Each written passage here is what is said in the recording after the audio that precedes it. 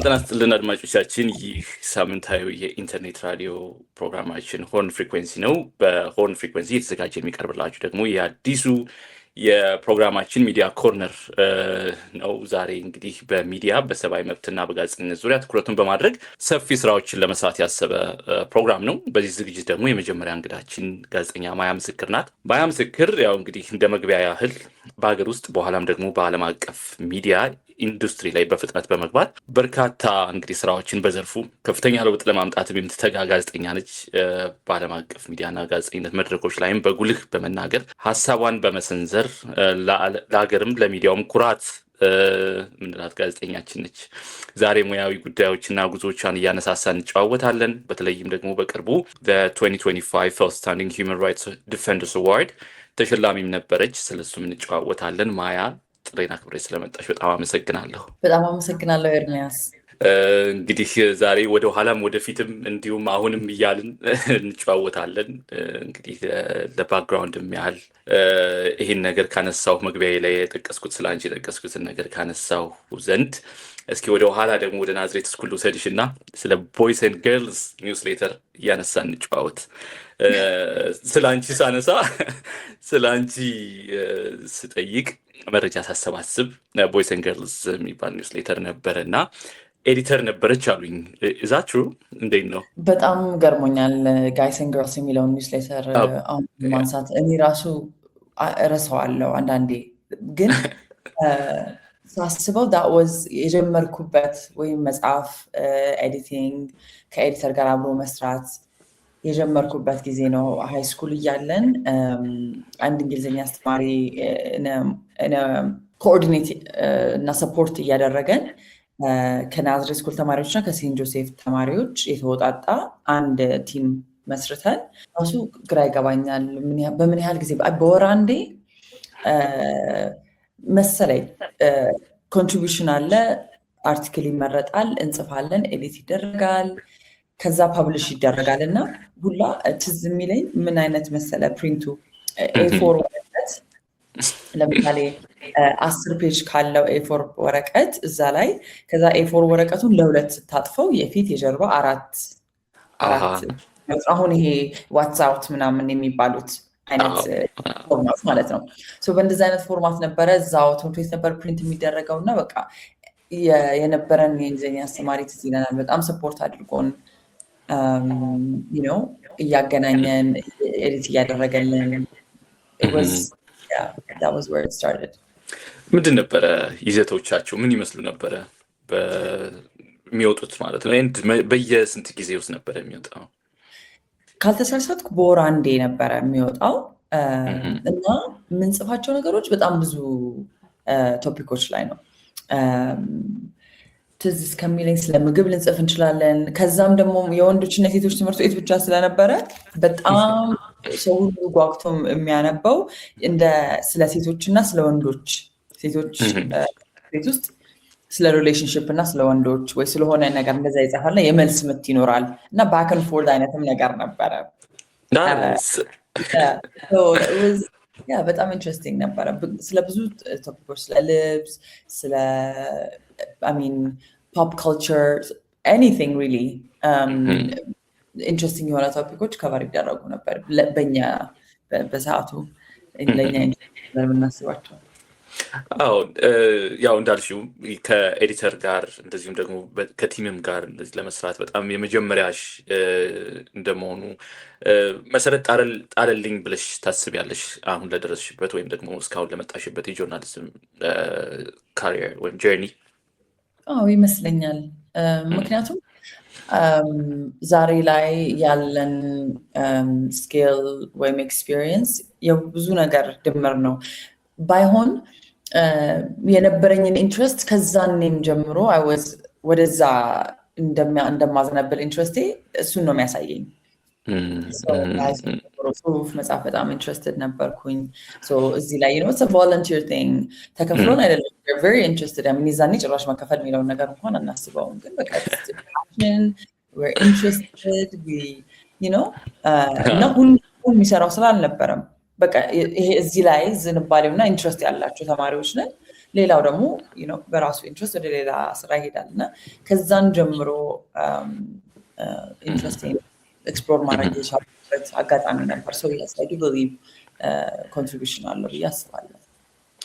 ዋው ያው የእነዚህ አይነት ኒውስሌተሮች በተለይም ደግሞ በምዕራባዊ ዓለም ከሃይ ስኩል እንደዚህም ደግሞ ዩኒቨርሲቲ የሚታተሙ እንደዚህ አይነት ኒውስሌተሮች በጣም ትልቅ ስም አላቸው፣ ይገናሉ፣ ረጅም ዘመንም ይጓዛሉ። በእርግጥ አለ አሁን ይህ ጋይስ ኤንድ ገርልስ ኒውስሌተር እኛ ራሱ ሃይ ስኩል ሳንጨርስ ነው የቆመው። በምን ምክንያት እንደቆመ ትዝ አይለኝም አሁን ሳስበው ባክ፣ ግን ለተወሰነ ጊዜ ፐብሊሽ አደረግነው and then yeah I think maybe አንድ አመት እንደዛ I'm not even sure በጣም ረጅም ጊዜ ስለሆነ ዲቴሎቹ ትዝ አይሉኝም፣ ግን ያ ለአጭር ጊዜ ነው የሰራነው። የናዝሬት ስኩል ቆይታሽ ከእንደዚህ አይነት ኒውስሌተሮች ጋር በደንብ ኦፍ ኮርስ የጀመርሽበት የተግባባሽበት ከዳንዲ ቦሩ ነው የትሹ ደግሞ አዲስ ኢንቫይሮንመንት ነው እንግዲህ በዚህ ባትገቢ ኖሮ ጋይስ ኤንድ ገርልስ ባትገቢ ኖሮ ምን ይመስል ነበረ ቆይታሽ የናዝሬት ስኩል? ማለት ጋይስ ኤንድ ገርልስ ላይ ባትሳተፊ ባታዩ ቢካዝ አንደኛ ኮምፎርት ሊያደርግሽ የሚችልም ስራ እንደነበር አውቃለሁኝ ታስክ ሊሆን እንደሚችል እና ይህን ባይኖር ምን አይነት መልክ ይኖረው ነበረ ቆይታሽ የናዝሬት ስኩል ቆይታሽ? አይ ቲንክ እሱ እንዴት ሊሆን ይችላል ብዬ ለማሰብ ይከብደኛል፣ ግን ኦቨርኦል በጣም እንዳልኩ የነበረንን ኢንትረስት ኤክስፕሎር ማድረግ ምንችልበት አጋጣሚ ነው የተፈጠረልን። ናዝሬት ስኩል ላይ on a more general thing ሃይ ስኩል ነው።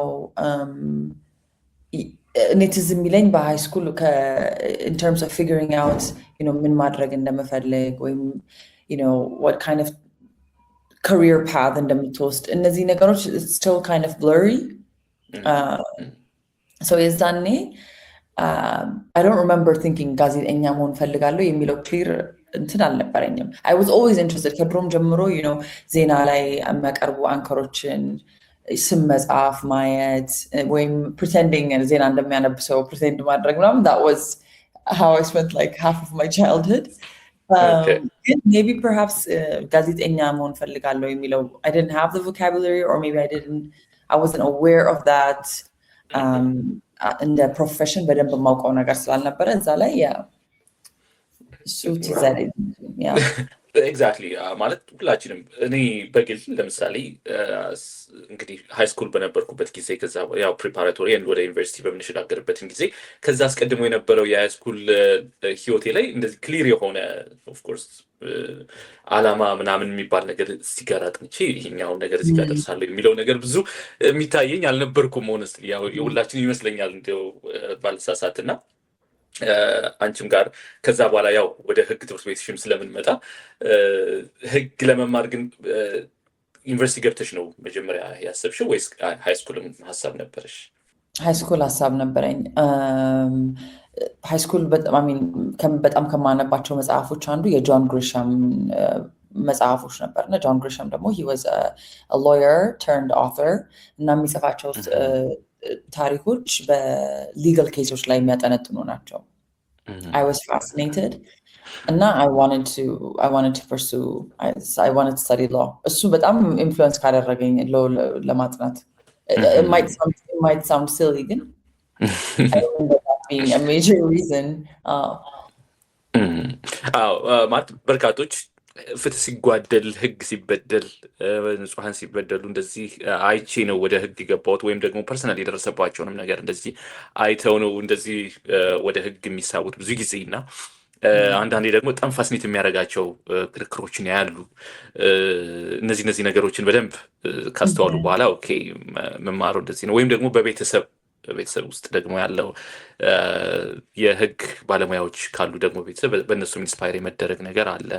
ያንቺ ደግሞ ኦፍኮርስ በእንደዚህ አይነት አግባብ ነው ማለት ነው። እና ወደ ህግ ትምህርት ቤት እንሂድና ደግሞ በጣም አሉ የሚባሉ አስተማሪዎች አግኝተሽ የተማርሽ እድለኛ ተማሪም ነሽ። ህግ ትምህርት ቤት ቆይታሽ ምን ይመስል ነበር? እስኪ ንገሪን። ዋው እሱ ጥያቄ በጣም ሰፊ ነው። የህግ ትምህርት ቤት ቆይታ እንዴት ነበር? ኦቨርኦል በጣም ከየቱ ጋር እንደምጀምር ግራ ገባኝ። It was an interesting time. የመጀመሪያ የገባሽበትን እንጀምርና መጀመሪያ ስትገቢ አስበሽ የገባሽው ህግ ትምህርት ቤት እንደዚህ ሊሆን ይችላል። አይምሮች ላይ ሳልሽው ነገር አለ። ከዛ ደግሞ ገባሽ የመጀመሪያዎቹ ወራት ሴሚስተርም ሊሆን ይችላል፣ ኳርተር ኤኒቲንግ ሊሆን ይችላል እና ያየሻቸው ነገሮች ነበሩ ወይ? አንዳንዴ ኮግኒቲቭ ዲዞናንስ ይገጥመናል አንዳንዴ እና እነዚህ አይነት ነገሮችስ ገጥሞች ነበር ወይ? ደግሞ ያጋጠሙሽስ ነገሮች ካሉ የመጀመሪያዎቹ ወራት ላይ ወይም ደግሞ ጊዜያት የነበረሽ ኤክስፒሪየንስ ምን ይመስል ነበር? በዋናነት እዚህ የሚለኝ የመጀመሪያው ዓመት ኦቨርኦል እና ኤኒዌይስ ወደ ህግ ለመማር ስትጀምር you study the philosophy behind laws. So constitutional law ስንማር and እንደዚህ አይነት ተመሳሳይ ክላሶችን ስንወስድ it was ለእኔ በጣም ኢንትረስቲንግ ነበረ። ምክንያቱም we weren't ገና አርቲክል ላይ አልደረስንም. we were not going through specific articles. We were talking about ህግ ላይ እንዴት ልንደርስ እንችላለን, what are the theories, a much more kind of እንዴት ልበለ ወደኋላ ተመልሰ የሆነ በምን አይን ነው ይሄንን ምንቃኘው ብለህ የምታስብበት እሱን the different philosophies behind where we are today in this world, legally speaking. So to me እሱ በጣም it was a very interesting part, but it was very fascinating. So I like ideas, thinking about ideas, debating philosophies, having conversations. So እሱ part it was ለኔ በጣም ኢንትረስቲንግ ጊዜ ነበረ። ከዛ በኋላ እነዚህ ያው ትምህርቶችን እየወሰድሽ በጣም ብዙ የማታውቂያቸው ማለት ሌላ አዲስ ዓለም ነው ኤክስፕሎር እያደረግሽ ያለሽው እና ከዛ በኋላ ያው በትምህርቶችሽም በሂደቱም እዛ ውስጥ ያለሽ ነገሮችን የምታይበት አተያይ አልተቀየረም ወይም ደግሞ ለነገሮች የምትሰጫቸው አትኩሮት ተቀይሯል? እንዴት ነበረ ከዛ በኋላስ? ጥያቄውን እባክህ እንደቀምልኝ። ወደ ህግ ትምህርት ቤት ሄድሽ፣ የህግ ኮርሶችን መውሰድ ጀመርሽ። በጣም በርካታ ኢንተረስት የሚያደርጉሽም ነገሮች ይኖራሉ። ከዛ ግን ነባራዊ ዓለምን ደግሞ የምታይበት ነገር ቢካዝ ህግ ትምህርት ቤት ከመሄድሽ በፊት የነበረውን ላይፍሽን በየቀኑ የሚያጋጥሙሽን ነገሮች በሙሉ የምታይበት አተያይ ከህግ አንጻር ማየት ጀመርሽ ወይስ ደግሞ እንደዛው ቀጠለ? ከዚህ ቀደም በነበሩበት አካሄድ መሄድ ጀመሩ? ዓለምን ኦብዘርቭ የምታደርጊበት መንገድ ማለት ነው። አሁን ስለሱ ሳስብ ይመጣልኝ ነገር አንዳንዴ በጣም የነበረው ኢምፓክት በዋናነት ሳስበው ነገሮችን እንድትጠይቅ ወይም ነገሮችን እንድጠይቅ ገፋፍቶኛል። So to this day I think ከዛም ጊዜም ጀምሮ the ability የሆነ ሀሳብ ሲመጣ ያንን ሀሳብ ከሁለት አንግል ኢንፋክት ከብዙ አንግል ማየት መቻል፣ ነገሮችን ወይም ሀሳቦችን እንደተሰጡኝ መቀበል ሳይሆን ኦኬ ይሄ ሀሳብ አለ and then being able to dissect it, ስለሱ ማሰብ, debating things. I mean, it's just basically critical thinking በጣም develop እንዳደርግ ረድቶኛል። So even though ከህግ ትምህርት ቤት ወጥቼ ጠበቃም ባልሆንም ለስራዬና ለነበረኝ እንዲሁ በአጠቃላይ ለህይወቴ ላይ ትልቅ ተጽዕኖ ነበረው in this sense, in developing critical thinking skills. ባይ ዘ ዌይ በጣም ጠያቂ ከምላቸው ጋዜጠኞች አንዷ ነች እና እሱ ይሆን እንደ መሰረት የጣለው? I mean ረድቶኛል። I think ሁሌም ከልጅነቴም curious ልጅ ነበርኩኝ። ክላስ ውስጥ በጣም በቃ አስሬ እጄን በማውጣት ትታወቃለሁ ነገር that kid in class who always question, that was me. Sometimes I think about discourage ትደረጋለን ወይኔ ሁሌ ጥያቄ ያለሽ ወይም በቃ we don't have a very encouraging culture. ሳስበው አንዳንዴ በጣም ዳል የሚያደርግ አንዳንዴ ሪአክሽኖች አሉ especially ለህፃናት ማለት ነው። And so that was me ሁሌ እጅ ማውጣት ጥያቄ መጠየቅ all that stuff. So that kind of carried with me through my adulthood and in law more, on a much more, I guess, a shoe skill, you get to በትምህርት ተደገፈ። አይ ነው በተለይ የመጨረሻው ፔሪየድ ላይ ጥያቄ የምትጠይቀው ሰው ኮች በቃ አማረርሻቸው። Yes. አሁን I can read the room better. ቢካዝ አንዳንድ የምጠይቃቸውን ጥያቄዎች ያለውኝ እና በተወሰኑ አጋጣሚዎች ምናምን ከዛ ከጠየቅሻቸው ጥያቄና ከተሰጠሽ መልስ በኋላ የምታወጪውን ዜናም እንደዚሁ ለማንበብ እችላለሁኝ እና በጣም ደስ ይለኛል። እነዚህ አይነት ክሪቲካል ቲንኪንጎች በደንብ ዳብረው የወጡት ህግ ትምህርት ቤት ነው ማለት እንችላለን።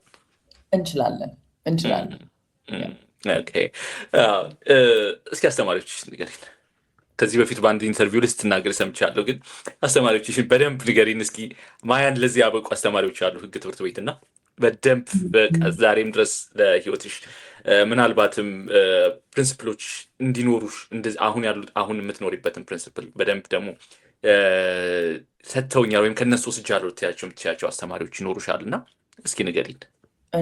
ይሄን ጥያቄ ስጠይቀኝ የሚመጡልኝ አስተማሪዎች አሉ እዛ ሎ ስኩል እያለው that I feel have left an impact on me። አንደኛው ዶክተር ጌዲዮን ጢሞቴዎስ፣ ሁለተኛ ብሌን ሳህሉ፣ ሶስተኛ ሙሉጌታ አረጋዊ ሚዲያ ሎ። እነሱን ሶስቱን አስተማሪዎች ሳስብ እኔ ነው በቃ በጣም ብዙ ሌሎችም አሪፍ አስተማሪዎች ነበሩ፣ ግን ለእኔ በቃ they made an impact on me, they pushed me and they inspired me. Above all, I think they inspired me. ማለት እነዚህ ሶስት የጠቀስሻቸው በጣም የአደባባይ ሰዎች ናቸው። በጣም የሚታወቁ ብዙ ስራዎችን የሚሰሩ እጅግ በሙያቸው በትምህርት ዝግጅታቸው በጣም የተከበሩ ናቸው እና እንዲሁ ምን ይመስል ነበር ድባቡ? በተለይ ክላስሩማቸው ሲያስተምሩ የነበረው አትሞስፌር ምን ይመስል ነበር? እስኪ ሌት ሚ ቴክ ዩ ባክ ቱ እንግዲህ አዲስ አበባ ዩኒቨርሲቲ ህግ ትምህርት ቤት።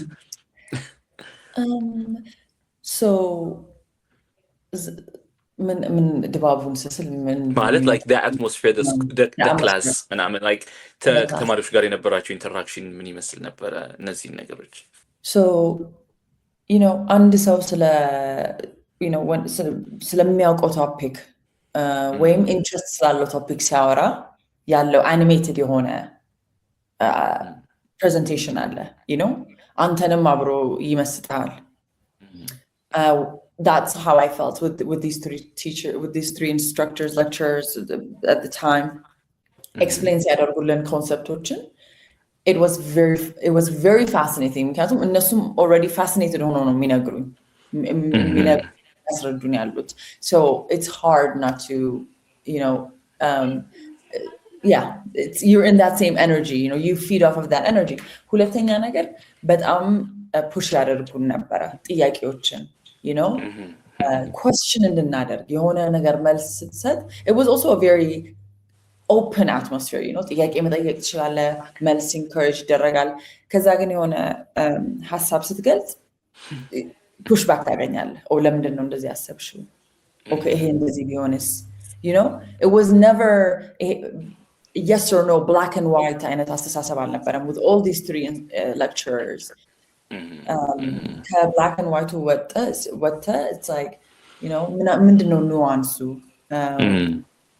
ምንድነው ኮምፕሌክሲቲ፣ እሱን ኮስችን እንድናደርግ ፑሽ ያደረጉን አስተማሪዎች ናቸው ያስባለሁ።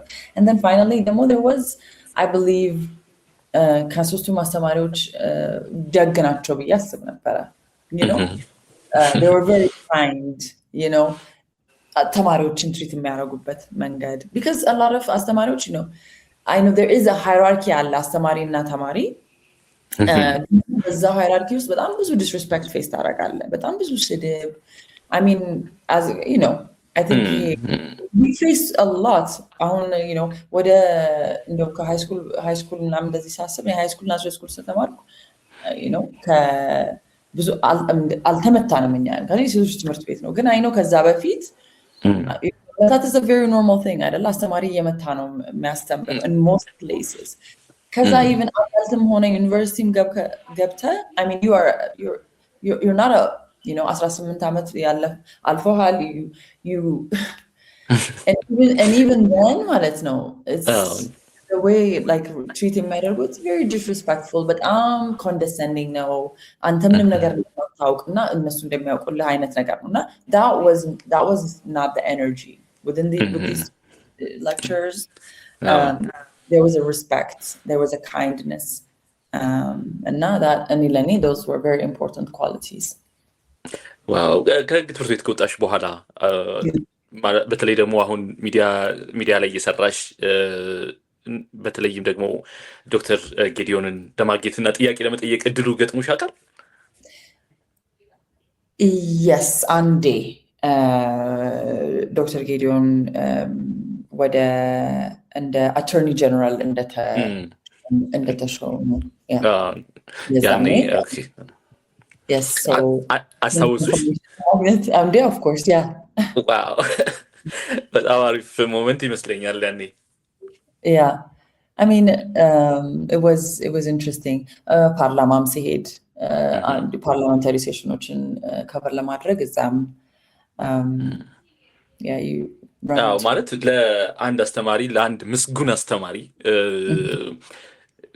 ተማሪውን እዚህ ደረጃ ላይ ማየት በጣም የሚያኮራው ይመስለኛል እና ለዛ ነው የጠየኩሽ yeah I mean እሱ እንግዲህ እኔ የምመልሰው ጥያቄ አይደለም ግን አዎ ለዛ ነው አይ ሲያገኝሽ ምናምን የሚሰማው ስሜት ኦፍ ኮርስ ራሳቸው ዶክተር ጌዲዮን የሚመልሱት ሊሆን ይችላል ግን አንቺ ምን ይሰማሽ ነበረ? አስተማሪሽ ነው ክላስ ውስጥ ጠይቅ የነበረ መምህር ናቸው ደግሞ አሁን በስራሽ ዓለም ደግሞ እንደዚህ ትጠይቂያቸዋለሽ ምን ይሰማሽ ነበረ ግን በምታገኛቸው አጋጣሚ? ይሄ እንደሌላው የመንግስት ባለስልጣን ነው የምታያቸው ወይስ ደግሞ somehow መምህሬም ነበሩ የሚልም እንትን ይኖራል like feeling ይኖረዋል? Yeah, I think because more የምታውቀውን ሰው ወይም እንደ አስተማሪ የነበረን ሰው it's a different view that you have አይደለ? They're more human. በቅርበት የምታውቂያቸው ስለሆነ አሁን it's it's a person that you spend time with and I think it's a humanizing element አለው ከዚሁ ከህግ ትምህርት ቤት ሳንወጣ ያው በትምህርት ሂደታቸው በጣም ያናገርኳቸውም የህግ ተማሪዎች ወይም ደግሞ በህግ ትምህርት ቤት ያለፉ እንደዚህ ተማሪዎች ስንጠይቃቸው መጀመሪያ ስንገባ ስንማር ስናውቅ እንዴት ነው አሁን ያለው አድሚኒስትሬሽን አሁን ያለው ገቨርንመንት በወቅቱ እነሱ ባለፉበትም ጊዜ ነውና እንደዚህ እየሰራ ያለው this is absolutely wrong የሚልና የሆነ በጣም የሪቮሉሽነሪ ሜንታሊቲ የሚከትብናል አንዳንዴ እንጠይቃለን በጣም ብዙ ነገሮችን ይላሉ እንደዚህ አይነት ስሜት ነበረብሽ መጀመሪያ ስትገቢ ህግ ትምህርት ቤት? አሁን ያለውን የነበረውን ስርዓት የመጠየቅ ኮስችን የማድረግ ሀሳብ እንደዚህ ይሰማሽ ነበር? I think እሱ ሁሌም የነበረኝ ስሜት ይመስለኛል በጣም ብዙ ነገር ታያለ growing up እና things are not fair so እነሱን ሁሌ question አደርግ ነበረ unfairness unjustness በጣም bother የሚያደርገኝ ነገር ነበር ከድሮም ጀምሮ so I think ህግ ትምህርት ቤትም እሱን በይበልጥ question እንዳደርግ for sure ገፍቶኛል ብዬ አስባለሁ ናይስ የህግ ትምህርት ቤትሽን ያው መቼም እዚህ ጋር ንግታውና ጨረስሽ ክላስ ተጠናቀቀ ተመርቀሽ ወጣሽ አላማሽ ምንድን ነበረ? በቃ ተመርቄ ወጥቻለሁ ከዛ በህግ ዘርፍ ወይም ደግሞ በተማርኩበት ተሰማርቼ ይሄን ምናልባትም ጥብቅናም ከሆነ ኦር የተለያዩ የህግ ዘርፎች ላይ ተሰማርቶ ለመስራት ወይስ ደግሞ ቦዘር ሲያደርግሽ የነበረውን ያን እንግዲህ የፍትህ መጓደልን እንደዚህ ለመሞገት ሌላ መስመር እሄዳለሁ ብለሽ ያሰብሽባቸው ሀሳቦች ነበሩ? ከህግ ትምህርት ቤት ስትወጪ አላማሽ ምንድን ነበረ? ምን ላይ ለመሰማራት ነበር? እኔ ህግ ትምህርት ቤት 4ኛ ዓመት 5 ዓመት ነው የህግ ትምህርት አዲስ አበባ ዩኒቨርሲቲ 4ኛ ዓመት አምስተኛ ዓመት የመጀመሪያው ሴሜስተር የመጨረሻው ዓመት የመጀመሪያው ሴሜስተር ኢንተርንሺፕ ነው። ከዛ ትመለሳለህ to finish የመጀመሪያው ሴሜስተር ኢንተርንሺፕ ከወጣ በኋላ so ለኔ what happened at that time was ኢንተርንሺፕ ወጣው አንድ ቻይኒዝ ፈርም ሊጋል ዲፓርትመንት መስራት ጀመርኩ and then ልክ ኢንተርንሺፕ ሲያልቅ full time job እዛው ኦፈር አደረጉኝ and I accepted the job and I never went back to law school after that ኦኬ እንዴት ሆነ ታዲያ ከዛ በኋላ በኢንተርንሺፕ እዛው ቀረሽ ወይስ ኢንተርንሺፕ እንደጨረስኩ ፉል ታይም ስራ ኦፈር አደረጉኝ በቃ ወደ ስራ ዓለም ገባሁ አልተመለስኩም I never looked back and to me you know through those 5 years law school it wasn't just law school ብቻ አይደለም happen እያደረገ ያለው ላይፍ ላይ you know I'm growing up I'm trying to figure out ብዙ ነገር ስለ ራስህ you know trying to understand yourself as a person በጣም ብዙ ቻሌንጆች ነበሩ ትምህርት ቤት ራስን ማኔጅ የምታረግበት ጊዜ ነው for the first time ትምህርት ቤት ሄደ ውለ ተመልሰ ቤት የሆነ ሰው ምግብ ሰርቶልህ እንደዛ አይነት አልነበረም it was a completely it was more agency ያለ ጊዜ ነውና with agency ደግሞ like lifeህን ወይም lifeን manage ለማድረግ there was a lot of challenges for me with that agency, with that freedom. But I'm ብዙ challenges ነበሩኝ and at that time, you know, ለኔ ስራ ተቀጥሮ ብር ማግኘት for me, I wanted that. I needed that financial freedom, you know, to take care of myself. So like internship እንዳለ like when ስራ offer ሲያደርጉኝ በዛው እንድቀጥል and it was a well-paying job at the time. I didn't think twice. I took the job and መስራት ጀመርኩ በቃ I mean anyways ዩኒቨርሲቲ ያለው ሰራ ነበር so ዩኒቨርሲቲ ያለው አሁን it's not ተዘግቷል አሁን ግን I don't know ዞማ የሚባል አስተውሳለሁ በደንብ አስተውሳለሁ so እሱ ነው that was my first paying job in writing so ሄጄ ሰው ኢንተርቪው ማድረግ ድጋሚ ከኤዲተሮች ጋር you know on a more professional level መስራት መጀመር you know getting feedback ማስተካከል ስራህን ይሄን ሁሉ በደንብ የተማርኩበት for the first time and then also የተከፈለኝም በአንድ አርቲክል 800 ብር ይከፈለን ነበር ይዛኔ it was a lot wow በጣም ብዙ ነው it was very good it was a good gig for me so all this to say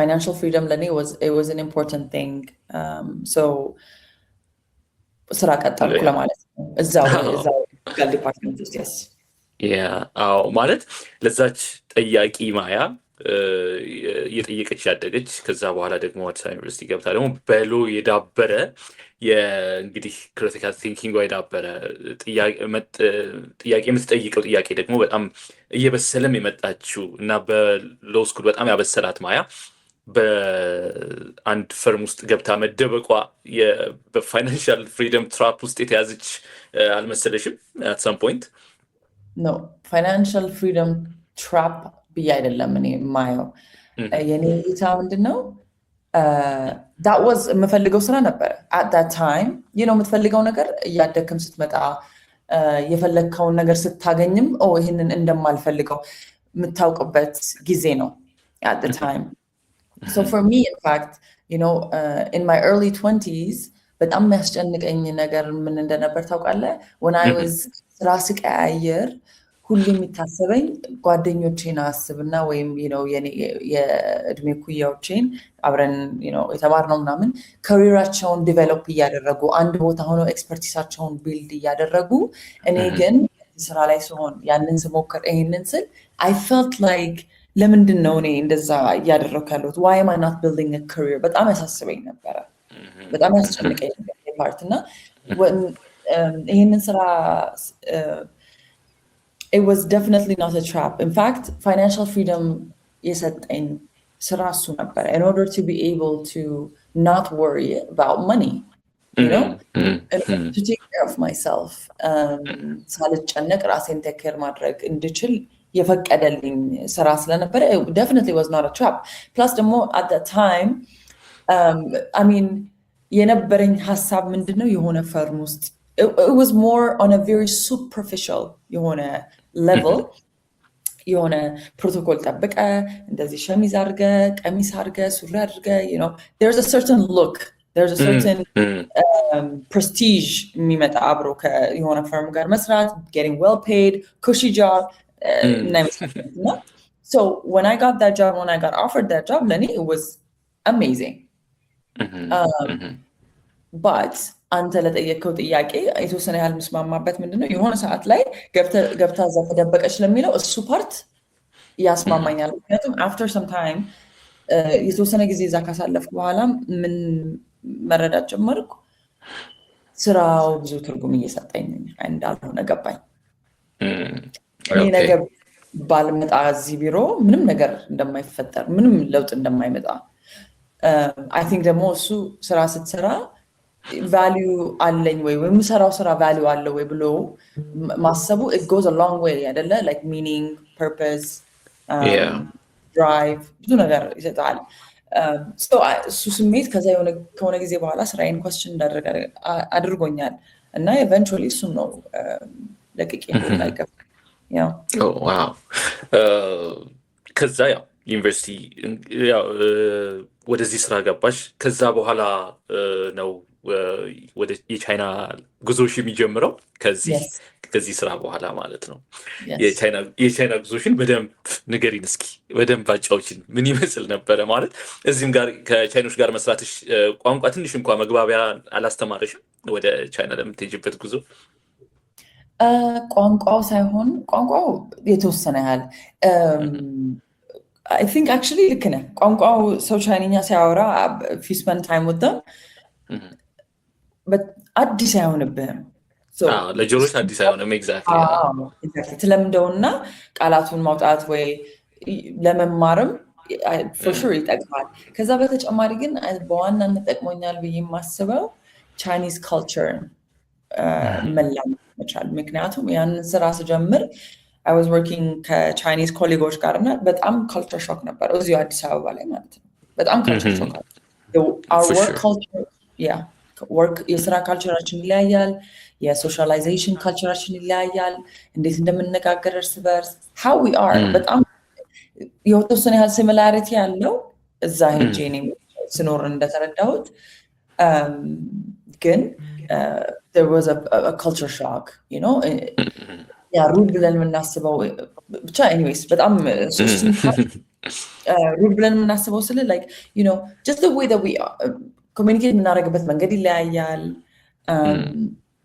and so እሱን culture shock እዚህ already ፌስ አድርጌው ነበረ working ከቻይኒዝ ኮሊጎች ጋር እና ቻይና በሄድበት ጊዜ እሱ ፓርት it was ብዙ ከባድ አልነበረም። የቻይና ቆይታዬ ወደ ኒርሊ 2 ዓመት ነበረ። እዛ እንግሊዝኛ አስተማሪ ነበርኩ። እዛ ቻይና የእንግሊዝኛ አስተማሪ ትልቅ ዲማንድ አለ። ምክንያቱም በጣም ብዙ ቻይኒዝ ሰዎች እንግሊዝኛ መማር ይፈልጋሉ። እንግሊዝኛ አስተማሪዎች ከኪንደርጋርተን ጀምሮ all the way to the university ያሉ but then also በጣም ብዙ ፕራይቬት ኢንስቲትዩሽኖች አሉ ከሬጉላር ወርክ እና ስኩል አወርስ ውጪ እንግሊዝኛ መማር ለሚፈልጉ ወይም ማጠናከር ለሚፈልጉ established የተደረጉ so እዚህ ስራ ላይ ያለው once እዛ ከሄድኩ በኋላ it was easy ያንን ስራ ለማግኘት ለኔ እንግሊዝኛም በደንብ ስለምችል እዛ ስቀጠር መጀመሪያ ላይ አክሰንት ሻም የአሜሪካን ስለሚመስል አሜሪካዊ ነኝ በይ ለተማሪዎች ብለው ነግረውኛል እና መጀመሪያ ላይ ስራውን ስለፈለኩት እሺ ለመጀመሪያው 3 ወር ምናምን እንደ አሜሪካዊ ፕሪቴንድ ሳደርግ ነበር። መጀመሪያ ላይ እኔ እዚህ ለምሰራው ስራ ለምፈጋው ስራና እዚህ ጋር whatever really positive impact you're having on people, it's some imaginary American that's taking the credit. እና ከሶስት ወር በኋላ ምናምን I said no ከዚህ በኋላ እንደ ኢትዮጵያዊ ወደ ኢትዮጵያዊነት መለሰው they said already ከቨርሽን ገለጥ so we had an understanding and assumed they were fine. Okay, is she ኢትዮጵያዊ ሰው ሆኜ ማስተማር ቀጠል ቻይና የነበረኝ ቆይታ ቀጥይ ቻይና የነበረኝ ቆይታ again የመጀመሪያው የተወሰኑ ወራቶች ከባድ ነበሩ። የቻይኒዝ ምግብ ላለመብላት በጣም again the culture shock, the food በተለይ በጣም the taste, the flavors በጣም ስለሚለይ የመጀመሪያውን 3 ወር በቃ የሆነ ሱፐርማርኬቶች ምናምን የሆነ ቺፕስ እንደዚህ በቃ ምንም ወይም አንዳንዴ I guess European food ነው የምትለው European food ደግሞ is more expensive ከቻይኒዝ food of course እዛው እዚህ ምናምን ማለት ነው understandable so እሱን እንደዛ እያደረኩ ወደ 2 ወር ምናምን 3 ወር ድረስ I think እንደዛ ነበር የቆየሁት። ከባድ ጊዜ ነው 2 ወር በጣም ከባድ ጊዜ ነው ጊዜ ነበረ። and then also የራሴን ጓደኞች ለኝም ሰው ላይ ጓደኞች ከስራዬ ውጪ ሶሻል ላይፍ ዴቨሎፕ ማድረግ እነዚህ ነገሮች ከባድ ነበሩና ልክ የሆነ ሰዓት ላይ ነው 3ኛው ወር ላይ የሆነ shift ነው happen ያደረገው በቃ ተላመድኩት የሆነ there was a lot of resistance መሪያ ላይ ከዛ በቃ yield ነገር ሳደርግ I mean it's አዲስ ዓለም ነው የተከፈተልኝ እዛው ውጪ food I mean to this day Chinese food is one of my favorite cuisines but I love Chinese food ሌላ ዓለም ነው የሚከፈተልኝ you just more open minded ምግብ ጓደኞችም just the culture and especially ደግሞ እዛ ኢትዮጵያዊ ሆኜ in a different country ስሰራ በጣም ብዙ ጓደኞቼ እንዲሁ ከተለያዩ ሀገራት መጥተው እንደኔ እንግሊዘኛ የሚያስተምሩ ሰዎች ነበሩና ከነሱ ጋር በጣም ብዙ ጊዜ time spent ሳደርግ I think one of the most important ጊዜዎች ከምላቸው in my young adulthood I guess you can say that maybe that's a bit older in my early 20s እና it በጣም ንቀየረኝ በጣም open minded እንደሆን and also as እንደ ኢትዮጵያዊ እዚሁ ተወልዶ እንዳደገ ኢትዮጵያዊ የኛም culture በጣም it's constructive ነው there's so many things ይሄንን አታደርግ ይሄንን አድርግ በዚህ እንደዚህ አይደረግም ብዙ ነገሮች አሉ that influence us እና that I think limit our freedom to think, our imagination ስለራሳችን አስተሳሰብ ይሄን ማድረግ አለብኝ እንደ ሴት gender የሆኑ ሮሎች the way የራሳችንን ሰውነቱን ለምናይበት there's so many things ከሌሎች ሰዎች ጋር አብሬ ሲሆን okay ለካስ በጣም የተለያዩ አይነት ሰዎች አሉ እዚህ ዓለም ላይ and it's okay to be different it's okay because everyone is different ultimately so ከዚህ በጣም ከነበረኝ አስተሳሰብ it just pushed me out of that እና to that በጣም I'm very grateful to my experience in China wow አሜሪካዊነትሽን እንግዲህ ከገለጽሽው ኢትዮጵያዊነትሽን ከገለጽሽው በኋላ አሜሪካዊነትሽን ካወለቅሽ በኋላ ከቻይኒዝ ቀጣሪዎችሽም ሊሆን ይችላል ወይም ኮሊጎችሽ ምን አይነት ነበር ግብረ መልስ what was their feedbacks ምናምን ቻይኒዝ ቀጣሪዎችማ እኮ ኢትዮጵያዊ እንደሆን ካውቃሉ እነሱ ናቸው አሜሪካዊ ነኝ የሚሉ ማለት ነው so they knew that I was qualified ለስራው ግን አሜሪካዊ መሆን ለነሱ የተሻለ ነገር ስለሆነ በእነሱ ይታይ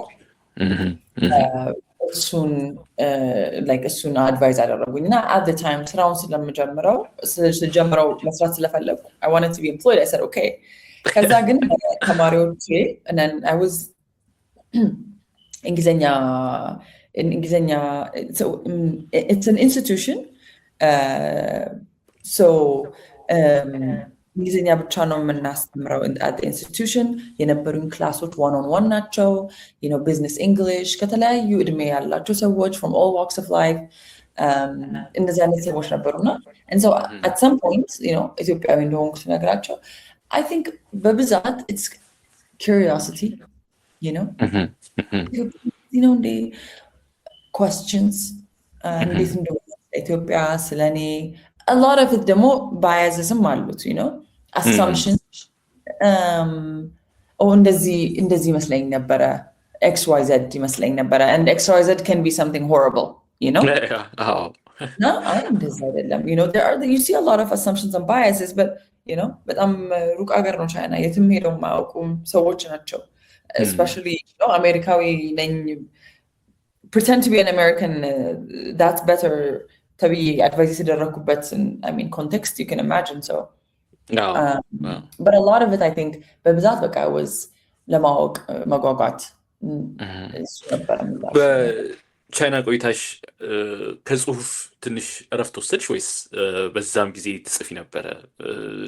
አንድ ቦታ ላይ ስትናገሪም እንደሰማሁት በህይወትሽ የተለያዩ ቦታዎች ላይ ብትገቢም ነገር ግን ጽሁፍ አብሮሽ አለ፣ ትጽፊያለሽ፣ የሆነ ነገር ኮንትሪቢዩት ታደርጊያለሽ ምናምን። በቻይና ቆይታሽስ እንደዚህ ነበረ? እንደዚህ አይነት አጋጣሚ? There was an opportunity and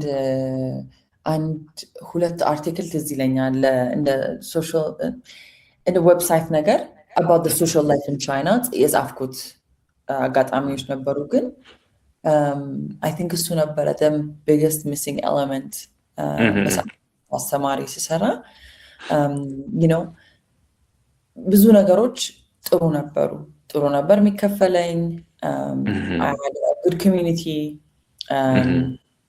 you know ምግቡ አሜዚንግ ነው ትራቨል ማድረግ ትችላለህ you have agency ብቻዬን ነበር የምኖረው እስከሆነ ሰዓት ድረስ and then housemates like you know የምፈልገውን ላይፍ እየኖርኩ ነበረ በጣም ደስ ነበረ ግን ጊዜው እያለፈ ሲመጣ ሳስበው ከዛስ የሚለውን ነገር ማሰብ ጀመርኩ you know yes I mean in እንግሊዘኛ አስተማሪ maybe you can kind of get a promotion or because I want a manager of English teachers like where do we go you know where what's the next step ራስሽን የምታድጊበት ቦታ ሆነሽ አላየሽውም yes exactly okay I didn't see the space for myself yeah ከዛ በቃ ወሰንሽ ለማቆም yeah በቃ ገባኝ እንደነበረብኝ አዎ ስትወስጂ ያው የሆነ ነገር ደግሞ ታስቢያለሽ ወይስ ቆም ብዬ ቆይ let me take a break from life እና ላስብና ከዛ ደግሞ ሌላ መንገድ ቀይሳለሁ ወይም ደግሞ አስባለሁ ነው የምትይው ወይስ ደግሞ እንደዚህ እየሰራሽ ነው ስታስቢ ነበር የሚቀጥለው ላይፍ ምን ሊሆን ይችላል የሚለውን ነገር? የሚገርምህ ነገር ኢትዮጵያ አትሊስት አሁን ትዝ ከሚለኝ የዛኔ ኢትዮጵያ ተመልሼ ምን አደርጋለሁ ወይም ይሄን አደርጋለሁ ብዬ እንዳላሰብኩ አውቃለሁ። እርግጠኛ አልነበርኩም ምን እንደማደርግ ኢትዮጵያ ስመለስ። ግን እዛ መቀጠል እንደማልችል ገብቶኛል። and ወዲያውኑ ነው ለወሰንሽው ላልከው ነገር በቃ የሆነ ነገር realizationው ይመጣል። ይሄ ነገር ለኔ ወደፊት የቱ ጋር I don't see a future in this ብዬ ሳስብ የመጀመሪያ ሀሳቡ አለ። ከዛ በኋላ ላይ ግን በቃ ያደረ የሆነ ሰዓት ላይ even I was having sleepless nights. okay. I decided በቃ ማለት I'm still thinking about this ረዥም ጊዜ ያሰብኩበት I know ትክክለኛው ውሳኔ እሱን መመለስ እንደሆነ ግን በቃ postpone ታደርጋለህ። ምክንያቱም ድጋሚ ደግሞ ወደ አዲስ ነገር ያስፈራል። moving is scary, moving back is scary. ግን የሆነ ሰዓት ላይ በቃ I knew that was it. መመለስ እንዳለብኝ ገባኝ። I came back. okay. ስራ መፈለጊያ ገንዘብ ይዘሽ መጣሽ አጠራቅመሽ? የተወሰነ አጠራቅሜ ነበር ግን በጣም ምንም ይሄን ያህል አጠራቅሜ ነው የመጣሁት ለማለት ሁላ ምችሉ I was just የነበረኝን I was making money and I was spending money. now yeah. ቻይና መጀመሪያ ስትገቢ ከዛ ደግሞ ስትወጪ የነበረሽ ፊሊንግ ምን ይመስል ነበረ? አዲስ ኢንቫይሮንመንት ስትገቢበት ከዛ ደግሞ ቆይተሽ ኖረሽ በደንብ ሰክሰስፉል ሆነሽ ማለት በስራሽ በደንብ ስራሽን ሰርተሽ ከዛ ደግሞ ወስነሽ ወደ ሀገር ስትመለሽ ለቻይና ነበረሽ አመለካከት ምን ይመስል ነበር? ሁለቱ የተለያዩ ነበሩ ወይስ መጀመሪያ ስትገቢ እንደተመለከትሽው ነበር? Of course not. በጣም የተለያየ እዛ ከሄድኩ በኋላ አንተ ራሱ ወይም እኔ ራሱ የነበረኝ በጣም ብዙ biases, assumptions እንዴት ቻይኒዝ ሰዎች እንደዚህ እንደሆኑ ወይ ቻይና እንደዛ እንደሆነ እነሱን ሁሉ አትሊስት ሙሉ በሙሉ ባይሆንም በብዛት እሱን እዛ በቃ አራግፌ ነው የመጣሁት። It's a difference. አዲስ አበባ ላይ ስትሰሪባቸው አብረሻቸው የሰራሻቸው ቻይኒዞች አሉና እነሱን አይተሽ ሀገራቸውን የሆነ የምትገምችው ነገር ሊኖር ይችላል እና ሄደሽ ያየሽው ከዛ በኋላ ስትወጪም ደግሞ ይዘሽ ወጣሽው ማለት ኮንክሉድ አድርገሽ ባየሽው በይታሽ ኦኬ ለእኔ ማለት በእኔ እይታ ቻይና እንደዚህ ነች ብለሽ ወጣሽው ወዝ ላይክ በጣም የተራራቀ ነው ወይስ ተመሳሳይ የሚባል ነው? China was an incredible place. It blew my mind. ከጠበቅኩት በላይ it was huge. You know, it was very developed. It is very developed. And እንደዚህ የቤት you know, I didn't think it would feel like home. ግን ሁለቱን ዓመት almost ጨርሼ ሲመጣ it felt like leaving home. But I felt like home. It was so safe. I felt very safe there. You know, yeah. Very good. So, አዲስ አበባ መጣሽ የስራ ፍለጋ እንደገና እንደ አዲስ ተጀመረ። አም ሹር ያው ብዙ ቦታዎችን ልታይ ትችላለሽ፣ ብዙ ስፍራዎችን ልትገቢ ትችላለሽ። ዩኤን ገባሽው ከዛ በኋላ ነው? ያ አጋጣሚ እንዴት ነበረ? ዩኤን ኢሲኤ የሰራሁት 2021 ላይ ነው። ልክ ከአዲስ ፎርቹን እንደወጣው በዛኔ እዛን ሰዓት እዛ አልነበረ የምሰራው። እዚህ ስመለስ ግን ወደ ኢትዮጵያ ስመለስ I was looking for writing opportunities. ፍሪላንሰር partly እንደ ፍሪላንሰር partly መጀመሪያ አካባቢ የሆነ አንድ የሶሻል ኤንተርፕራይዝ አንድ ኦርጋናይዜሽን ውስጥ የተወሰነ ጊዜ ሰርቼ ነበረ። ግን በጣም ከባድ ነበር ለእኔ እዛ መቀጠል፣ ምክንያቱም የወርክ ኢንቫይሮንመንቱ በጣም ከባድ ነበረ። you know,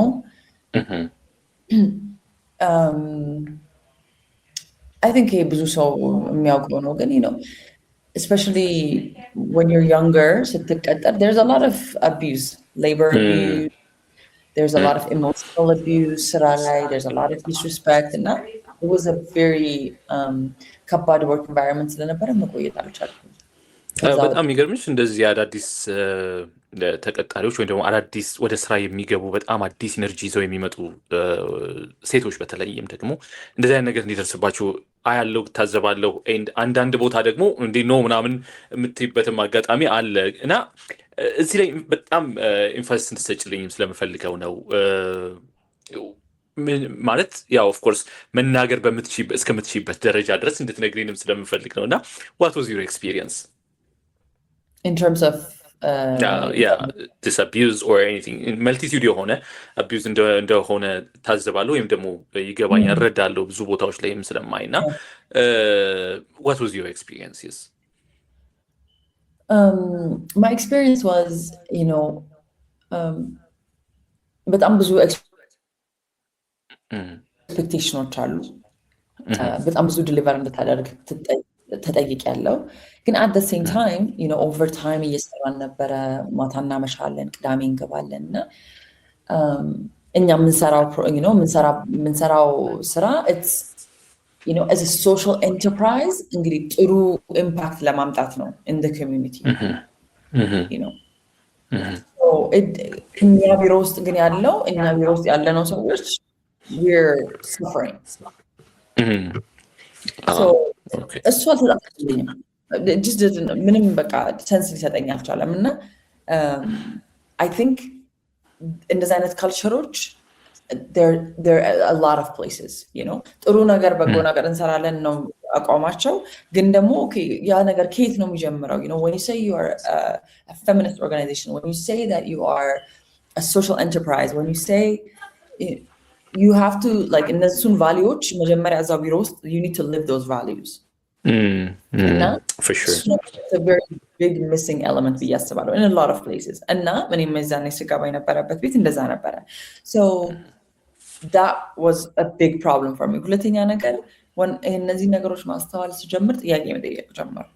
Okay, you know, over time, and then again, not being paid for the work you do, you know, ታመሻለህ፣ ቅዳሜ ዊኬንድ ትሰራለህ you're always on call or on duty ነገር ሲደወልልህ ሁሌ ማንሳት አለብህ በማንኛውም ሰዓት እነዚህ ነገሮች ሁሉ you're just expected of you ስራህን አጣ ማለት ነው so I ጠየቅ ጀመርኩ ቢሮ ውስጥ ለምን እንደዚህ የምናደርገው ወይም እንደዚህ እየሰራን ነው እኮ ኦቨርታይም አይከፈለንም ወይ when I እንደዚህ ጠየቆችን ማንሳት ጀመር it was not welcomed ባጭሩ በጣም ደስተኛ yeah the management was not happy about that ከዛ በኋላ ላይ you get punished ደግሞ ለምትጠይቀውና ለአንተ push back ለምታደርገው you get punished in the sense that where you left out of opportunities or even if you left them humiliated ልትሆን ትችላለህ you lose respect people don't treat you respectfully so in there were emotional abuse ነበረው ስራው ራሱ beyond labor days so yeah it was a very tough one and I think the first time I decided I'm going to be a freelancer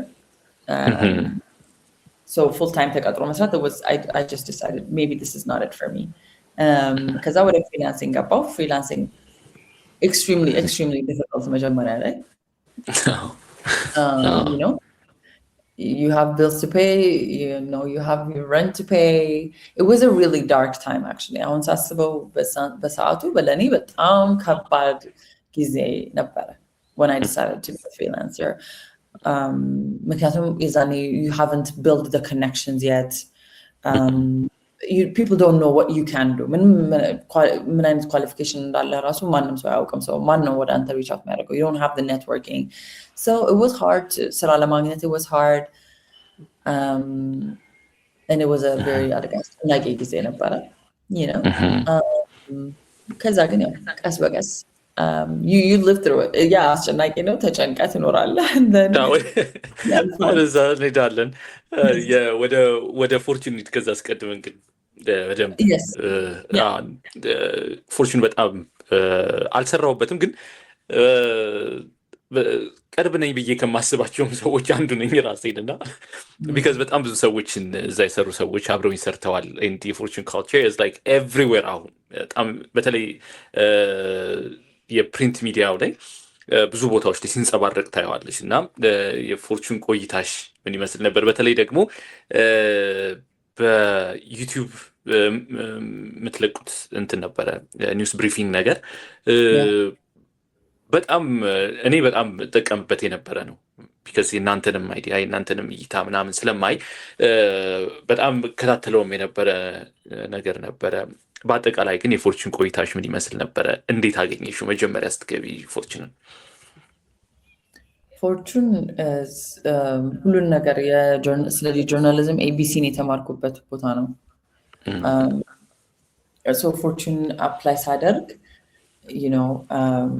it was just ጋዜጣ አንስቼ ነው ኢሜል ወስጄ ከፎርቹን ጋዜጣ ላይ ኢሜል ያደረኩት አፕላይ ያደረኩት because I've been saying ይሄንን ስራ መስራት ፈልጋለሁ ካልኩ ብዙ ጊዜ እንዳለፈኝ ገባው ከዛ የሆነ ቀን the tipping point ሲደርስ I just picked up a newspaper the email and then email አረኩላቸው that's how I got the interview ከዛም ከቲም ጋር ታውቄ ወደ ስራ ጀመርኩት so አንድ አመት ሰርቻለሁ እዛ እንደ ጋዜጠኛ ከዛ ደግሞ እንደምክትል አዘጋጅ deputy editor in chief yeah so የጋዜጠኝነትን ሙያ because ከዛም በፊት ለረጅም ጊዜ ያለው ብያለሁ ግን when you write for news and when you write in journalism እና ለሌላ ነገር የምትጽፈው it's a completely different yes yeah because here there is ብዙ ነገር አለ ሌሎች ነገር ላይ ኮም ስራ ላይ የሌለ in terms of professionalism in terms of integrity not that I'm saying የኮም ስራ እንደዛ አይደለም ለማለት ሳይሆን there is a much higher standard so anyways እሱን ሁሉ የተማርኩበት ኢንተርቪው ስኪልን ያዳበርኩበት ስራ በጣም ኤዲት ሲደረግና ስራህን ራቅ አድርጌ ይዤ እኔም ክሪቲክ እንዳደርገው ቲክ ስኪን ዲቨሎፕ ያደረኩበት ፊድባክ መቀበልን የለመድኩበት በጣም ብዙ ነገር የስራዬ ላይ ሼፕ ያደረገኝ ኤግዛክትሊ ቀጣዩ ጥያቄም እሱ ስለሆነ ነው ቢካዝ ጠንካራ ኤዲቶሪያል ሚቲንግም እንዳለው አውቃለሁኝ ፎርቹን እና እሱን ነገር እንዴት አገኘሽው ብዙ ጊዜ ቢካዝ አንዳንድ ቦታዎችም እንደዚሁ ስለማይ ጠንከር ያሉ ክሪቲኮች ሲሰነዘሩ በተለይ ደግሞ ጋዜጠኞች በጣም ፍራስትሬት ያደርጋሉ አዲስ ጀማሪ ደግሞ ከሆንሽ በጣም ፍራስትሬት ታደርጊና ከሙያውም ከቤቱም ብቻ ሳይሆን ከሙያውም ልትርቂውላ ትችላለሽ እና እንዴት አገኘሽው የኤዲቶሪያል ሚቲንጋችሁን በተለይ የኤዲቶሪያል ሚቲንጋችን በጣም ተዘጋጅችን ሁሉም ሰው ተዘጋጅቶ መውጣት ያለበት ሚቲንግ ነው ዝም ብለህ ዋኪን የምታደርገው ሚቲንግ አይደለም ሀሳብም ስታቀርብ መደገፍ ያለበት ሀሳብ ወደር በዴታም ሆነ በትሬንድም ሆነ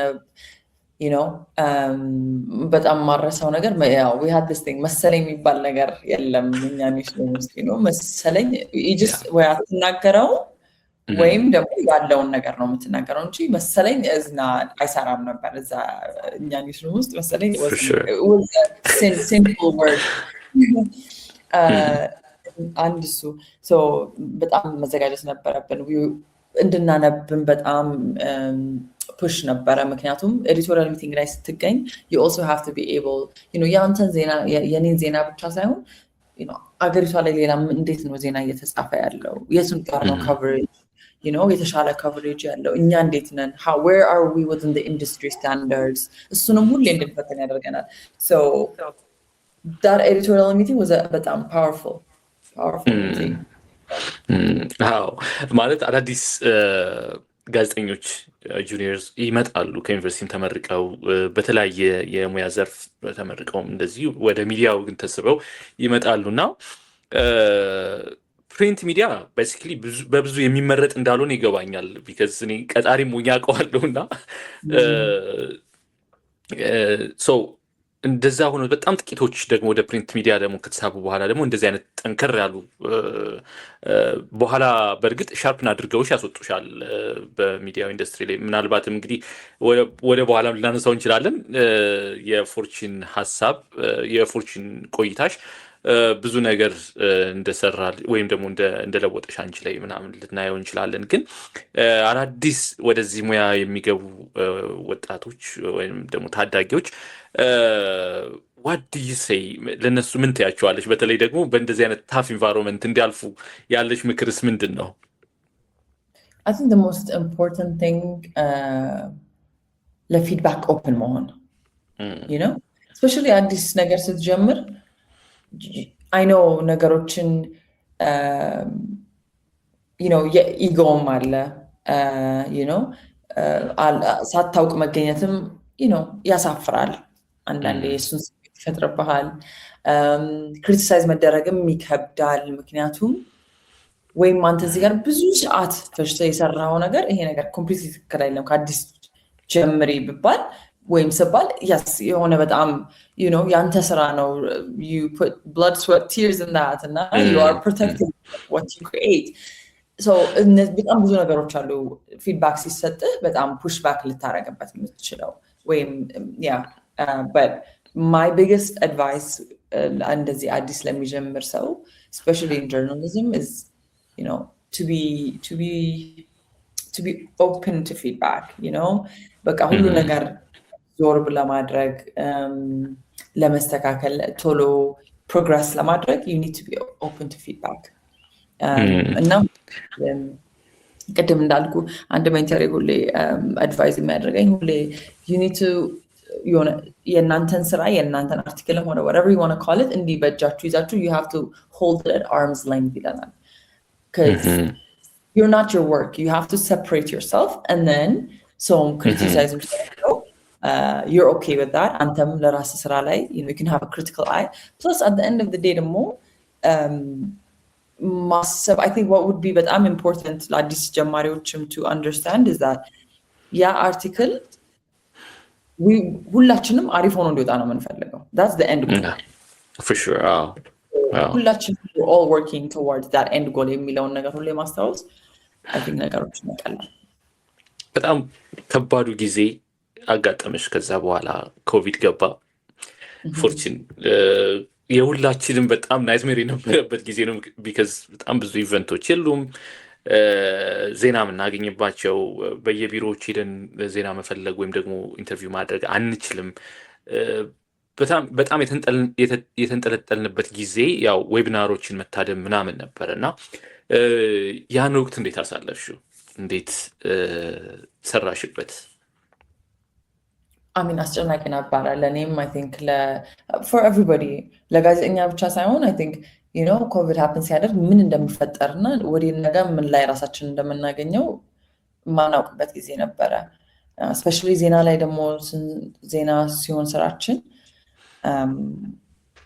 ሁሌ ከእነዚህ አይነት እነዚህ ማንበብ keeping yourself up to date, what else is happening ሌሎች ሀገር ላይ የሚፈጠረውን ነገር closely follow up ማድረግ፣ እዚህ ካለው ከጤና ተቋማት ጋር communicate ማድረግ so በጣም close ነ to the stress, the tragedy.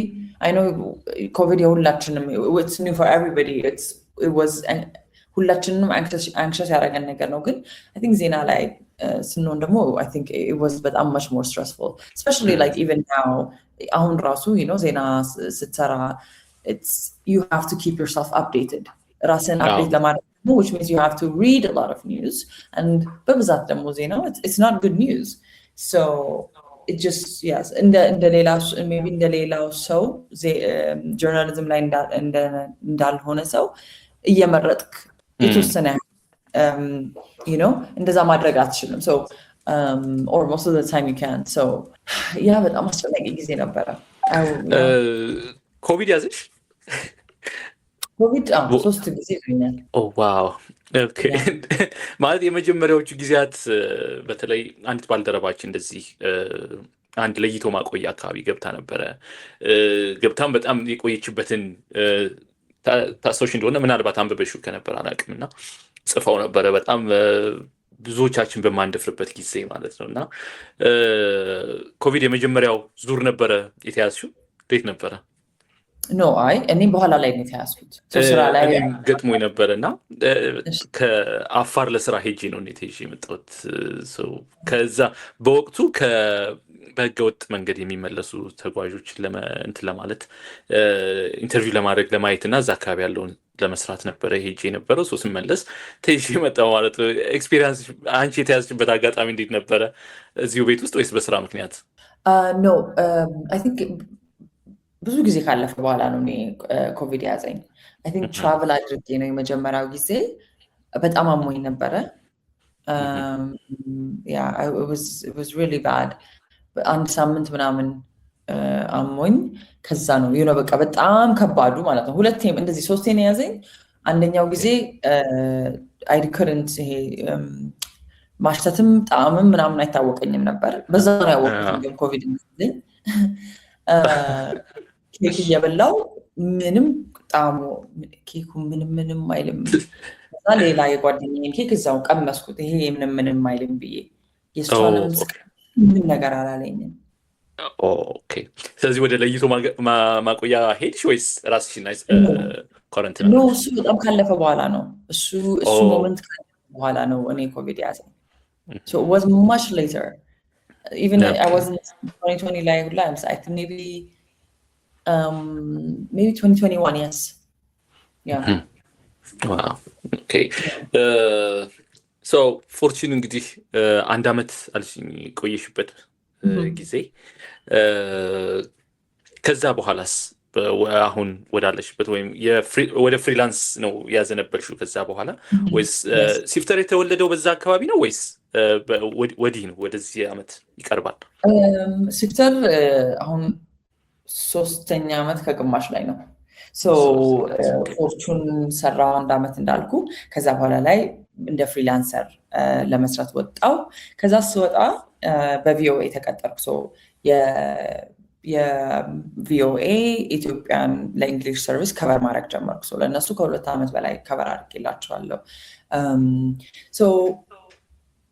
ለቪኦኤ ስሰራ ከሌሎች ሚዲያዎች ጋር ኮኔክሽን ዴቨሎፕ ማድረግ ጀመርኩ። የተለያዩ ከኢትዮጵያ ጋር ኢትዮጵያ ላይ ሀፕን የሚያደርጉ ስቶሪዎችን ለተለያዩ ውጭ ሚዲያዎች መስራት ጀመርኩ። through that process በዚህ ፕሮሰስ ላይ ነው that I understood this dream, የውጭ correspondent የመሆን በቃ wow, like that was the goal. ለረጅም ጊዜ በተለይ when I started out journalism, I was thinking to be a BBC journalist. That was ሁሌ የምፈልገው ነገር ነበር፣ የሆነ እንደ ህልሜ ነገር like my goal. እና አሁን የዛኔ የመስራት ስጀምር ለሌሎች መጽሐፍ ስጀምር I realized that የነበረኝ kind of aspiration and ያለው reality was actually not that great, mostly because ስለ ኢትዮጵያ again ይሄን ሁሉ ባለኝ አጋጣሚ ነው ሁሌ የምናገረው፣ ግን ስለ ኢትዮጵያ ከቨር ለማድረግ ወይም ስለ ኢትዮጵያ ላይ የተፈጠረን ነገር ሪፖርት ለማድረግ ሌላ ሀገር ላይ ቁጭ ያለ ኢትዮጵያዊ ላልሆነ እና ግሎባል ኮት አንኮት ሚዲያ ኮንቪንስ አድርጌ እንዴት ኢምፖርታንት እንደሆነ እንዴት መጻፍ እንዳለበት በጣም በምን አንግል ባረገው ነው ይሄንን ስቶሪ የሚቀበሉት ብለ ያን ሁሉ ፕሮሰስ አድርገ ነው። እና it's through that process በተለይ 2023 ላይ የአማራ ክልል ላይ ግጭቱ ሲጀመር መጀመሪያ ላይ ግጭቱ እንደተጀመረ I was reporting በቃ on a daily basis everything course በቃ I was pitching stories, ስቶሪዎች ተቀባይነት ይኖራቸዋል፣ ሁሉም ሰው ኢንትረስት አለው ምናምን እያደረገ ነው ክልሉ ላይ ምናምን። and then እኔም በዛ ፕሮሰስ ኮንታክቶችን ዲቨሎፕ ማድረግ ጀመርኩ ከሶርሶች ጋር ሪሌሽንሽፕ ስለ ትራስት ዲቨሎፕ ማድረግ ጀመርኩ። so እዛ ጋር ሰው ኢንፎርሜሽን ሲያቀብልህ ኢንተርኔት በሌለበት አንዳንዴ ኮኔክሽን በሌለበት የሆነ ቦታ ሄዶ አንተን ትረስት አድርጎ it's a process and it's an investment, it's a two-way thing. I'm not saying any investment ብቻ ነው እነሱ rely አድርገው ከዛ የሆነ ሰዓት ላይ after 2 months እንደዛ happen ፓስ ካደረገ የተወሰነ ጊዜ ብቻ ፓስ ካደረገ በኋላ I saw that no media house በቃ ያ ኢንትረስት ጠፋ። so ማንኛውም አይነት drone attack, civilians being killed, whatever kind of things happen ቢያደርጉ ይሄ ነገር እኮ አውስማ I think ትናንት አይደለ ነገር አልፏል እኮ it's not that interesting news anymore. It was very heartbreaking to realize that ምክንያቱም ይሄ ስቶሪ I know that interested የሆኑ ሰዎች እንዳሉ ይሄንን ማወቅ ስለ ኢትዮጵያ ላይ they have their eyes on Ethiopia or they're interested in Ethiopia, they want to know and Ethiopia እኔም ራሱ እንደግል ማለት ነው እዛኔ ነው ሽፍተርን ለመስራት ሐሳቡ ይመጣልኝ እና I think I made a list of like 50 people with my family and friends, እና የመጀመሪያውን ኤዲሽን ላኩላቸው January 2023. Now it was a good reception.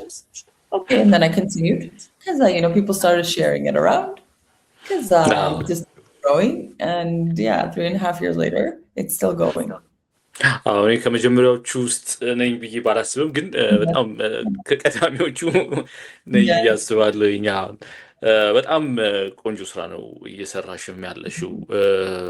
በዚህ ዙሪያ አንድ መረጃዎችን እንደዚህ ሰበስብ አንዳንዴ ኮንሲስተንት አይሆንልንም ብለውኛል እና ምን ትያለሽ?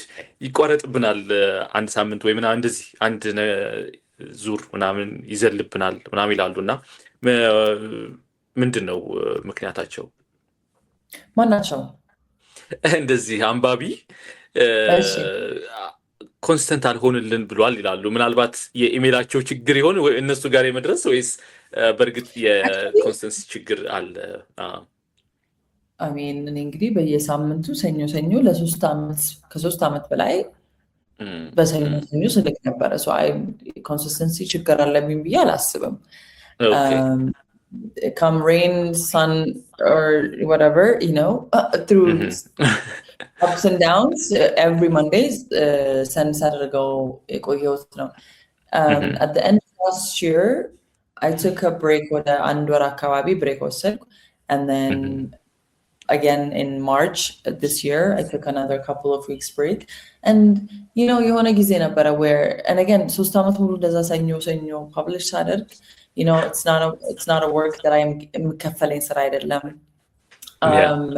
it's something like ሁሌ አምሽቼ ሌሊት ምናምን ምልከውና ምጽፈው ነው and you know I really pushed myself በጣም ይሄንን ነገር በየሳምንቱ ሁሌ ለመላክ for many years and now I understand that even with journalism and even with this newsletter or anything really you come first አንተ ጤና ሲኖር አንተ ሰላም ሲኖር anyways መቀጠል የምትችለው you know that you can have consistency and continuity you know longevity if you want to still be working in this sector working on human rights you know 5 years down the road you have to take it easy today that's what it means እና ራሴን በጣም ብዙ ጊዜ ወደ burnout push አድርጌያለሁ so many times and it's እኔ አሁን ሰው እውነቱን ለመናገር consistent አይደለችም ቢሉኝ maybe not ምንም ሌላ መልስ perhaps maybe actually I have been getting a lot of complaints because a lot of people እየደረሳቸው አይደለም እና there's a certain thing newsletter ላይ open rate የሚባል ነገር አለ I'm not sure if you are aware of it ግን basically open rate ማለት ምን ያህል ሰው ከላክላቸው ኢሜይሉ ከላክላቸው የከፈቱት ሰዎች so having about 50% open rate which means if you have 2000 readers and አንድ ሰው ከከፈተው that's a very healthy very good open rate in the newsletter industry open rate so I mean I don't want to get into the technicalities ግን ካነሳኸው like እሱ ነገር በጣም it's getting lower and I wonder ምን ሆኖ ነው እያሰብኩ ነበር and I was getting so many texts from people saying I don't receive it when are you going to restart it and I'm like much and now when they go Substack platform like publish if you go to the platform it's always there but people are having ይደርሰኛል በርግጥ ይደርሰኛል ምናልባት ያው እንግዲህ ከነሱ ሳይድ ከተደራሽ ሳይድ የሚኖረው የቴክኒካል ፕሮብለም ሊሆን ይችላል በዚህ እንያዘው የፍሪላንስ ህይወትሽ እንግዲህ ጽሁፎችሽን በጣም በቋሚነት ነው የምከታተለው አነባለሁኝና አይነኬ አይደፈር የሚባሉ ኤሪያዎችን በተለይ ደግሞ በሂውመን ራይትስ ዘርፍ ባለው ኮንፍሊክትም እነሱ ቦታዎች ላይ በጣም ታተኩሪያለሽ እና ይህ ደግሞ በጣም ከባድ እንደሚያደርገው አውቃለሁኝ እረዳለሁ ግን የጋዜጠኝነት የህይወት ምን ይመስላል ጀነራሊ ከፎርቹን በቋሚነት ሰሪ ነበር ከዛ አሁን ደግሞ በፍሪላንስ እንሰሪያለሽ የጋዜጠኝነት ህይወት ምን ይመስላል እንደ ኢንዲፔንደንት ጆርናሊስት ከዚህም በፊት ኤክስፕሌን ሶስት ደቂቃን የምናገረው I mean it can be sometimes lonely ምክንያቱም ከምሰራው you know ኢቨንቶች ላይ ምናምን ስትሄድ ኮሊጎችን ታገኛለህ more community you know in this sector ያሉ ሰዎችን ማግኘት ይችላል so that's one way that I try my best ኢቨንቶችን important የሆኑ ሪፖርት ላንች እንደዚህ አይነት ነገሮችን አቴንድ ለማድረግ ምክንያቱም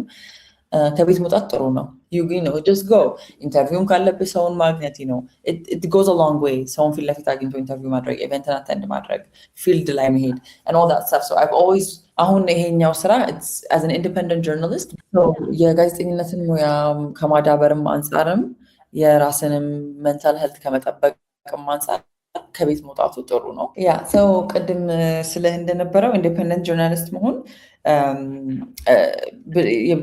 like lonely የተወሰነ ያህል loneliness አለው you feel a bit isolated ግን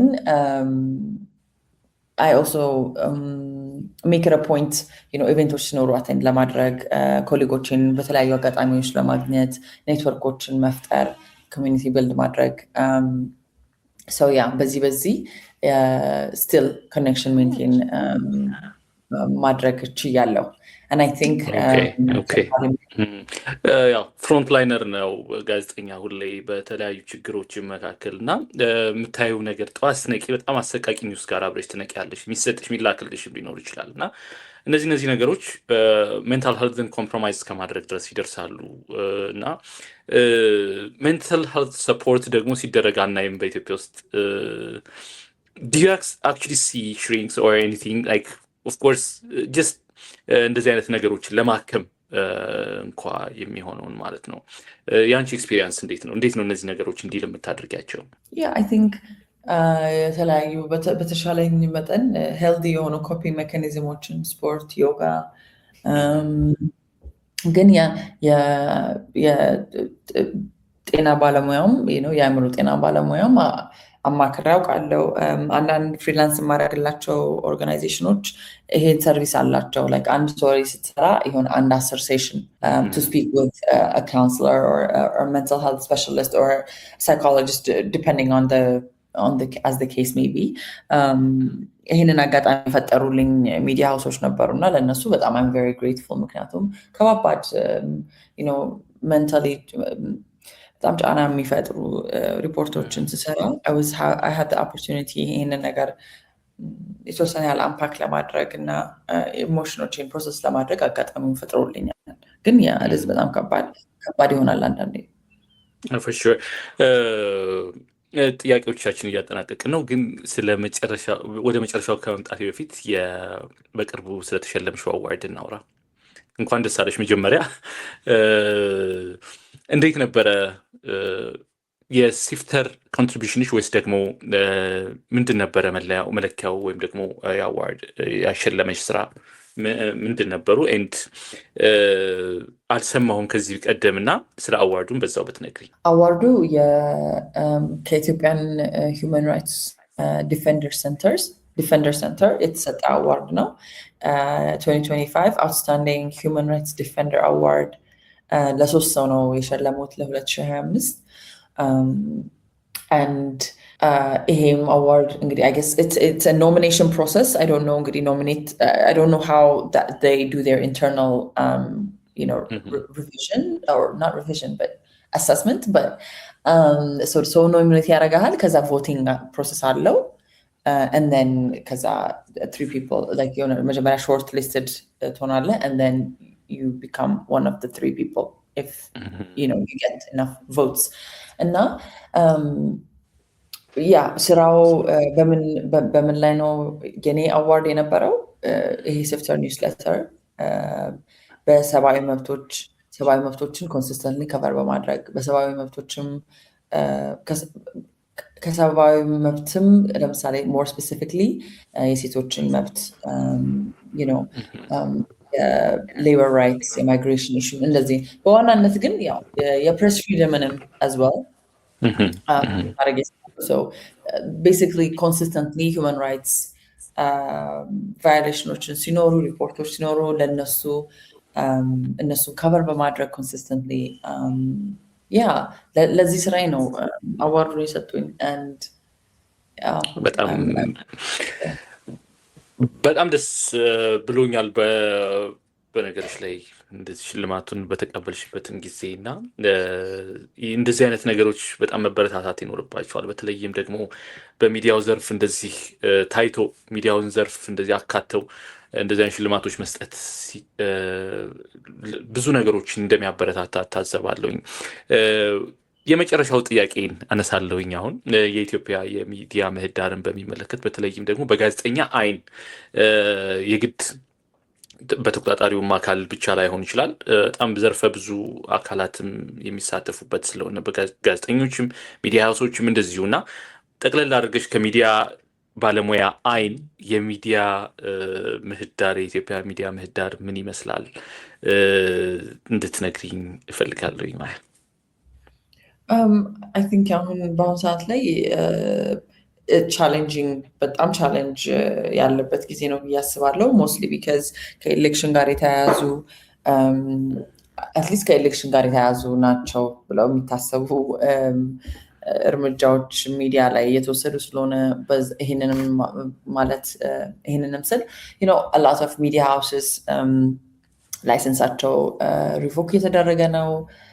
ከዛም በተጨማሪም ደግሞ የውጭ ኮረስፖንደንቶች የሚዲያ አክሬዲቴሽን ያስፈልጋል ለመስራት እንደ ውጭ ኮረስፖንደንት የውጭ ሚዲያ ኮረስፖንደንት እና እነዚህ መታወቂያዎች የታደሱ አይደለም ወይም እየተቀሙ ነው። አይ ቲንክ አሁን ያሉት ኢሹዎች ላይ ኢትዮጵያ ላይ የዛሬ ዓመት ከቨር ሲያደርጉት የነበሩት ሚዲያ ሃውሶች እና ጋዜጠኞች ቁጥር እና አሁን ላይ ማን ነው ያለው ስትል በጣም ቀንሷል። and then also at the same time እነዚህ ነገሮች ሀፕን ሲያደርጉም ስታይ እንደ ጋዜጠኛም ሆነ እንደ ሚዲያ ራን የሚያደርግ ሰው it's a message አንተም በጣም ሰልፍ ሴንሰር እንድታደርግ ይገፋፋሃል። በጣም ኬርፉል እንድትሆን ስለምታወራውም ሆነ ከቨር ስለምታደርገው ርዕስ but at the same time I think ያ sense of community still አለ ብዬ አስባለሁ። I think so like we need to work especially like as media professionals and I think at some point የማህበራትን role I think እዚህ ላይ it's important ብዬ አስባለሁ። ግን even beyond that on an individual level one-on-one strong relationships with one another እንደ ጋዜጠኞችም እንደ ሚዲያ ባለሙያዎች ኢምፖርታንት ነው ብዬ አስባለሁ። በጣም አመሰግናለሁ። ጥያቄዎችን ጨርሻለሁ። ማያ ምስክር እንግዲህ ለነበረን ጊዜ በጣም ሰፊ ጊዜ ወስጄብሻለሁ። ስላስጠበቅሽኝም ይገባኛል ብዬ ነው የማስበው።